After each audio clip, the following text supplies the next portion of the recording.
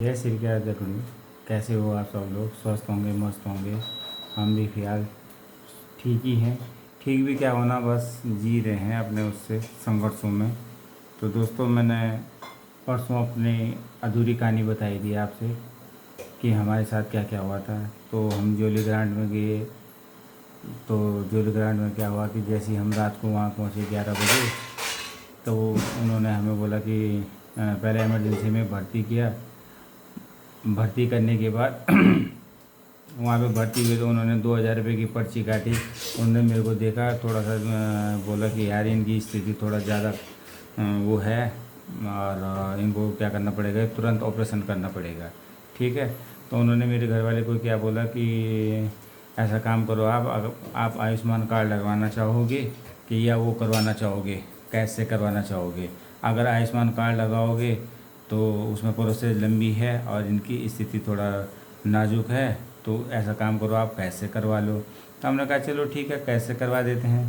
तो कोई साथ में जा रखा था, मेरी घरवाली थी। तो इन्होंने क्या किया, उन्होंने मतलब कि 20,000 रुपये जमा करने के लिए बोला। तो 20,000 रुपये जमा कर दिए वहाँ पे। ठीक है। 20,000 जमा करने के बाद क्या हुआ कि वो असिस्टेंट जो डॉक्टर थी, वो हमें चेकअप के लिए ले गई सेकेंड फ्लोर पे। उन्होंने चेकअप वगैरह किया, और वहाँ चेकअप करने के बाद उन्होंने बोला कि नहीं जी, इनको ना यहाँ टाँके लगने हैं 2 दिन, और उन्होंने 15,000 रुपये और बढ़ा दिया। हमने कहा चलो ठीक है, 35,000 रुपये जमा किए। उन्होंने कहा कि इनको कुछ मत खिलाना। ठीक है। वैसे मैंने सुबह से कुछ खाना नहीं खाया था, नाश्ता ही किया था। अब भूख किसको लगनी थी दर्द के मारे, तो मैं तो परेशान था। रात के 11 बज गए, ये भी मैं भूखी प्यासी। मैंने इसको कहा, मैं कहा कुछ देख ले अपने लिए, चाय पानी। तो ये गई होगी वहाँ पे थोड़ा बहुत, बड़ी मुश्किल करके तो इसको कैंटीन मिले, अपने लिए एक चाय छुई हुई। रात के 3 बज गए, कोई नहीं आया। सुबह के 8 बज गए, कोई नहीं आया। 9 बजे कोई नहीं आया।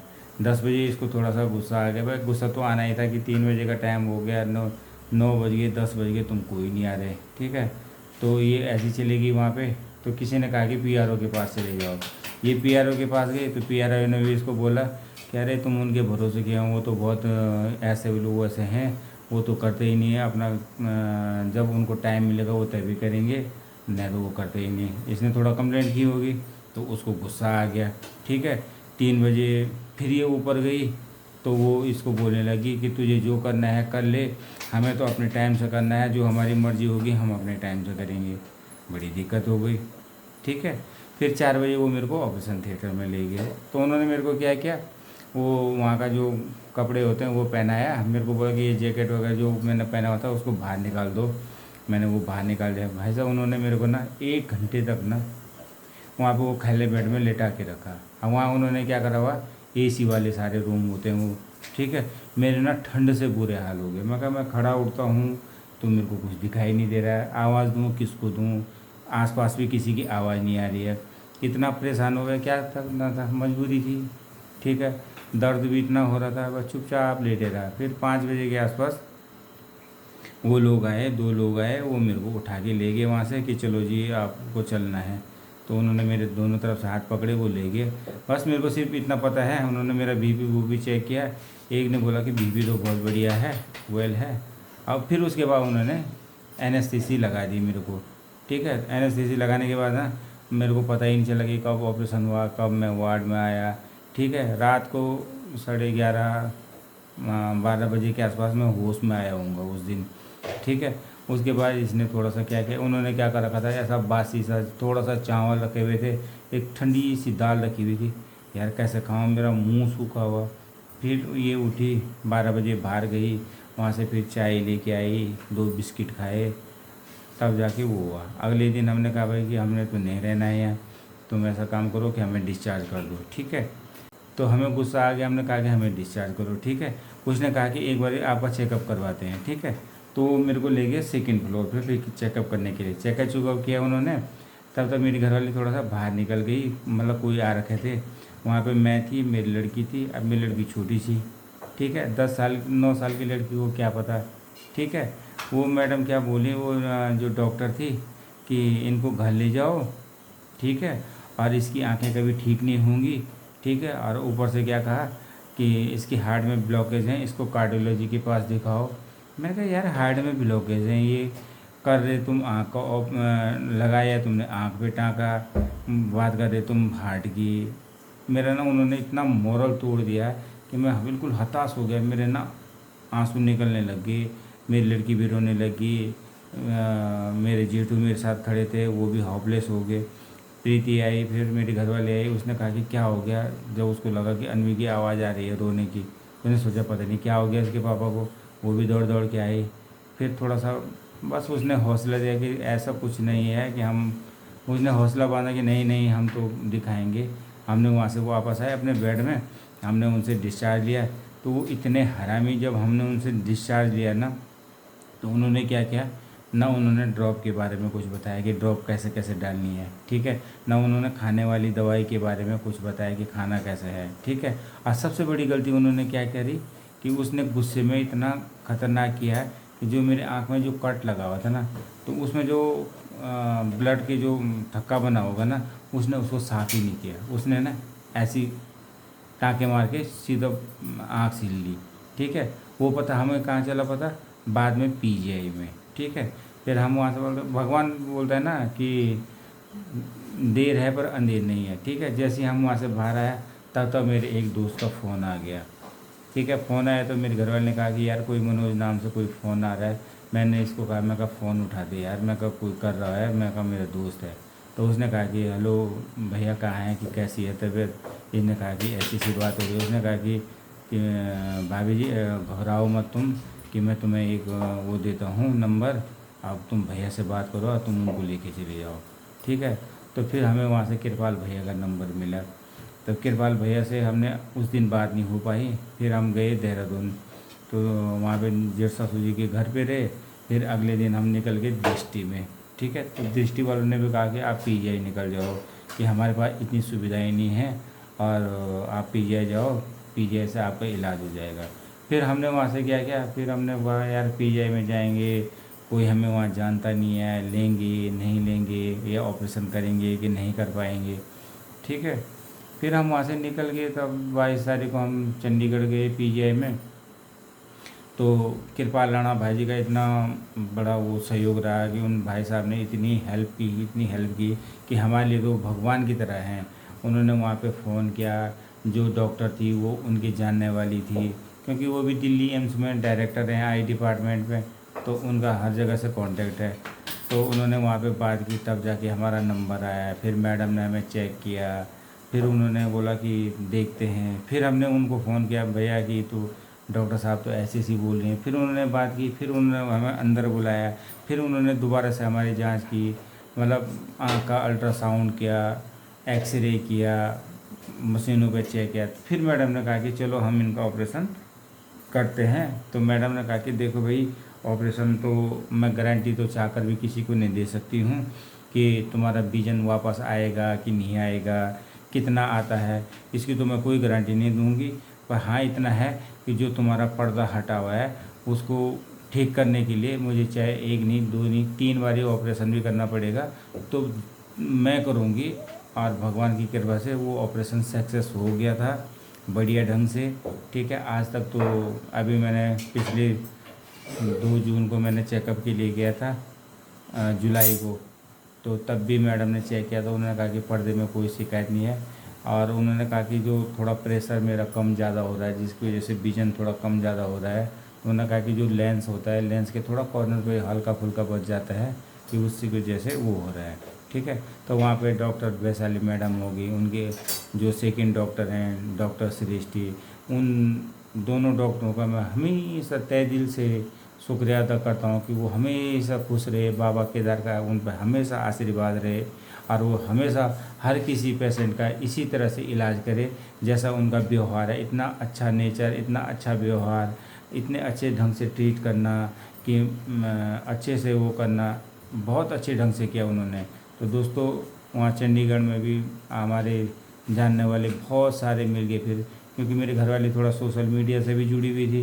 तो सोशल मीडिया की आप लोगों की वजह से जितने भी हमारे वहाँ पे जानने वाले थे, जिसको भी पता चला, कोई भाई टिहरी से, कोई दीदी पौड़ी से, कोई दीदी रुद्रप्रयाग से, इतने सारे लोग आए कि उन लोगों ने इतनी प्रार्थनाएं की, इतनी हेल्प की कि आज उनकी हेल्प और प्रार्थनाओं की वजह से कि मैं थोड़ा बहुत इतना रिकवर हो पाया हूँ अभी तक, कि अपना खाना पीना खा सकता हूँ, अपना नहा धो सकता हूँ, थोड़ा बहुत अपने कमरे में जा सकता हूँ, अपने बच्चों को थोड़ा बहुत देख सकता हूँ।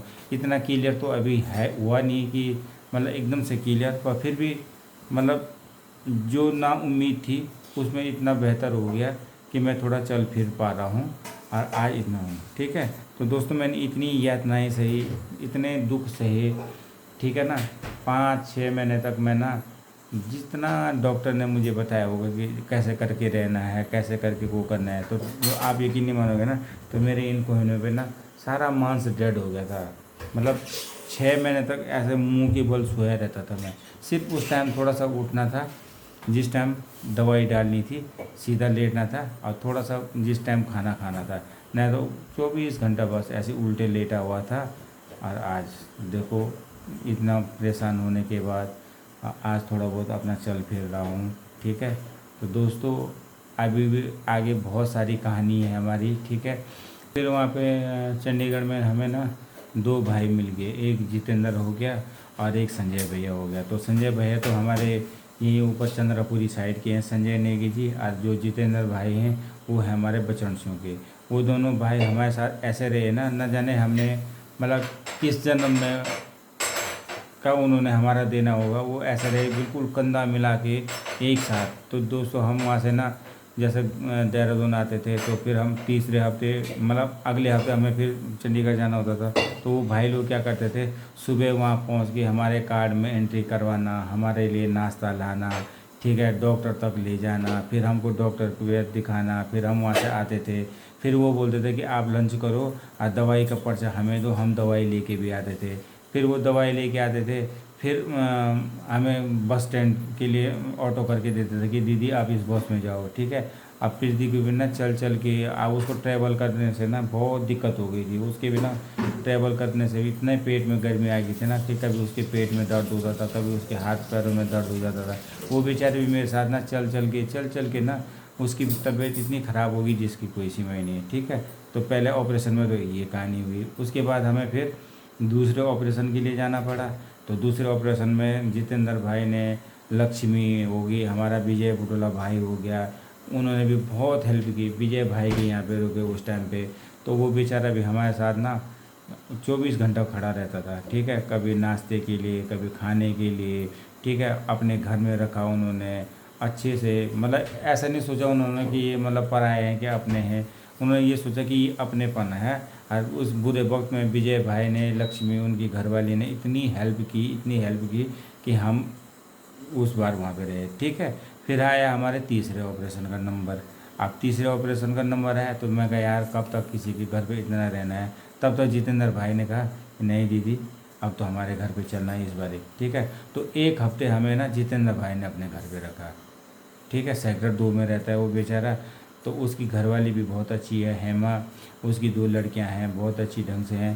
तो जितेंद्र ना पता ही नहीं चलता था कि कब वो ऑटो बुलाता था और कब हमें पीजीआई ले जाता था। आज जब तक हम पीजीआई से दवाई लेके आते थे तब तो ऑटो गेट पे खड़ा होता था। मतलब उसने कभी ऐसा मौका ही नहीं दिया है कि हमें ऑटो के लिए भी जाना पड़ा। ठीक है, वैसे ही संजय भाई थे कि एक फ़ोन करो कि हाँ बोली बस दीदी, कि ना ना ना आप आओ। और जब तक हम हॉस्पिटल में आते थे कार्ड यूँ देना था, तब तक वो हमारे कार्ड में एंट्री करा के रख देते थे, हमारा नंबर आ ही जाता था। नंबर वहाँ मतलब कार्ड में मोहर लग गई तो फिर तो नंबर तो वो डॉक्टर के पास होता है, क्योंकि बाहर से असिस्टेंट बैठा रहता है। तो वो जब तक पर्चे बांट के देता है, कभी किसी मैडम को, कभी किसी मैडम को, अलग अलग करके देता है। ठीक है, तो जो उनके पुराने पेशेंट होते हैं वो जो मेन डॉक्टर हैं, डॉक्टर वैशाली, वही देखते हैं। फिर वो सही है। अब फिर तीसरी बार गए तो तीसरी बार हमें फिर देहरादून में रुकना पड़ा। क्योंकि देहरादून में इसलिए रुकना पड़ा कि 3 दिन पहले हम चंडीगढ़ गए, वहाँ वो ऑपरेशन हुआ। फिर उसके बाद मेरे को कुछ दिखाई नहीं दिया, मेरे को ना मैं सोचा, जब उन्होंने पट्टी खोली तो मैडम ने कहा कि आपको दिख रहा है कुछ। मैं कहा मैडम मेरे को तो कुछ दिख ही नहीं रहा है। कि अच्छा जी। मैं कहा मैडम, मैं एकदम से ना घबरा गया। मैंने सीधे बोले, मैं कहा मैडम उससे अच्छा तो मैं कहा वो ऑयल ही नहीं निकालते, मैं कहा थोड़ा बहुत दिख तो रहा था कम से कम। उन्होंने कहा कि आप घबराओ मत, सब ठीक हो जाएगा। हमें क्या पता था कि उन्होंने जब लास्ट में ऑयल निकाला तो उसमें कोई गैस टाइप की होती है ना, वो भरते हैं, क्योंकि पर्दे को ना एकदम से खाली नहीं छोड़ते हैं, तो वो धीरे धीरे ना एडजस्ट होके ख़त्म होती जाती है वहीं पे। तो उस दिन मेरे को कुछ दिखाई नहीं, तो फिर हम वहाँ से देहरादून आए, फिर मेरे को फिर पकड़ पकड़ के लाए। उन्होंने कहा कि 1 हफ्ते में फिर आना। 8 या 9 दिन में, 9 दिन बाद की डेट दी थी। फिर देहरादून आए, तो धीरे धीरे करके ना वो जैसे वो गैस कम हो रही ना, तो जैसे मैं यूँ चल रहा था ना, वो गैस ऐसे ऊपर नीचे, मेरे को कभी ऊपर दिखे, कभी नीचे दिखे, कभी ऊपर दिखे, नीचे दिखे। मैं कहा यह तो बड़ी समस्या हुई। वहाँ पे एक पेशेंट बैठा हुआ था मेरे साथ, वो भी मेरे को ऐसे ही बोला था कि मेरे को 2 हिस्सों में दिखता है, ऊपर से भी दिखता है, नीचे से भी दिखता है। मैं कहा यार कहीं ये प्रॉब्लम तो नहीं हुई। पर डॉक्टर होते ना, उनको पता है कि कितने दिन में उन्होंने जितने दिन बोला था, ठीक उतने ही दिन में ना वो सारा ख़त्म हो गया। ठीक है, तो उस टाइम पे मेरा ना विजन बिल्कुल सही हो गया था, कि मतलब मैं एकदम क्लियर होने लग गया था। फिर क्या हुआ, जैसे वो गैस ख़त्म हुई ना, तो जो ऑयल होता है ना वो क्लियर नहीं हुआ, उसकी वजह से ना मेरा प्रेशर बढ़ने लग गया, और फिर विजन थोड़ा कम हो गया। फिर हम वहाँ से देहरादून आए, फिर देहरादून से चंडीगढ़ गए। फिर मैंने कहा ऐसा हो गया। फिर उन्होंने कहा कि अभी तुम्हारा ऑयल ख़त्म नहीं हुआ है, जब तक ये पूरा ख़त्म नहीं होगा तब तक तुम्हारा विजन ऐसे ही रहेगा। मैं कहा चलो ठीक है। फिर मैडम ने चश्मा बनवाया हमसे। पहले मेरा इतना मोटा लेंस था, अब थोड़ा पतला हो गया। ठीक है, फिर वो चश्मा लगाया, तो आजकल ना वो चश्मा भी थोड़ा सा ना उससे भी जैसे मैं पहनता हूँ तो ब्लर जैसा दिखने लगता है यार। मैं कहा फिर मैं परसों गया 2 तारीख को, इसी जुलाई में, मैंने मैडम को ऐसे बोला। मैं कहा मैडम उस चश्मे को पहन रहा हूँ तो उससे मेरे को थोड़ा सा ब्लर सा लग रहा है, क्लियर नहीं दिख रहा है, उससे अच्छा क्लियर तो मैं कहा मेरे को बिना चश्मे का लग रहा है। तो मैडम ने कहा कि अभी ऐसा काम करो कि जब तुम नेक्स्ट डेट पे आओगे तो तब तुम्हारा चश्मा हम चेक करेंगे, क्योंकि अभी चेक करके कोई फ़ायदा नहीं है, अभी आपका प्रेशर बढ़ा हुआ है। और जब तक ये प्रेशर बिल्कुल लेवल पे नहीं आ जाता है 8 और 10 के पॉइंट में, ठीक है, कि जो आँख का प्रेशर होता है वो 8 और 10 के बीच में रहता है, अगर आँख सही है। अगर प्रेशर बढ़ रहा है तो वो हम में से ऊपर ही रहता है। तो मेरा उस टाइम पे भी, जब मैं लास्ट आया था 2 तारीख को, उस टाइम पे मेरा 20 और 21 का वो था। तो मैडम ने कहा कि ये गोली आप खाते रहो जब तक आपकी नेक्स्ट डेट आती है। तो एक उन्होंने टेस्ट के लिए बोला था, तो वो 11 बजे के बाद बैठता नहीं है, तो उन्होंने कहा कि चलो तब बाद ही में करवा देना। मैं कहा चलो ठीक है, जब तक दवाई चल रही है तब तक वो दवाई खाते हैं।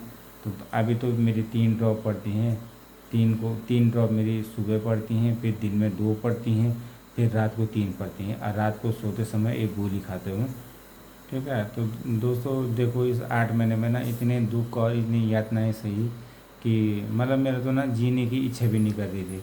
फिर ऐसा हुआ कि अगर मैं ऐसा करूँगा तो मेरे बच्चों का क्या होगा, उनका तो सारा सिर मैं हूँ, मेरे को देख के तो वो जीते हैं। ठीक है, अब थोड़ा बहुत बोलने की हिम्मत तब इसलिए पहुँची कि आजकल थोड़ा सा पिछले महीने से जब प्रीति की ज्वाइनिंग हुई, ठीक है, तब ऐसा लगा कि हाँ यार थोड़ा बहुत जो भी आएगा कम से कम मेरे घर में चूल्हा तो जलता रहेगा। ठीक है, इसलिए थोड़ा सा अब बोलने की हिम्मत आ गई। तो अब मैंने सोचा, मैं कहा चलो ठीक है, प्रीति नौकरी कर लग गई है, थोड़ा बहुत उसका वहाँ से आ जाएगा, तो थोड़ा बहुत सोशल मीडिया पर थोड़ा बहुत मैं बोल दूँगा अपनी जो दुख दर्द मैंने सहे, थोड़ा उसका हल्का हो जाएगा। ठीक है, तो वह इसी के सारे जी रहे हैं दोस्तों। बाकी देखते हैं भगवान की कृपा कैसी रहती है, आप लोगों का आशीर्वाद चाहिए। तो आगे मेरी वीडियो में बने रहना, मेरे हर चीज़ को सुनते रहना। और अब मैं आपसे इजाज़त लेता हूँ, अपनी वीडियो यहीं पे आज की ख़त्म करता हूँ। जय श्री केदार दोस्तों। ठीक है, और लाइक और कमेंट ज़रूर करना, हो सके तो सब्सक्राइब ज़रूर करना कि मेरी कहानी आपको कैसे लगी। और भगवान करे कभी किसी की ज़िंदगी में ऐसा दुख की घड़ी ना आए, और दुख की घड़ी अगर किसी को आ भी गए तो भगवान करे उनको इतनी शक्ति देना कि वो उस दुख को झेल के अच्छे से रहें। और लाइक कमेंट शेयर ज़रूर करते रहें। जय श्री केदार।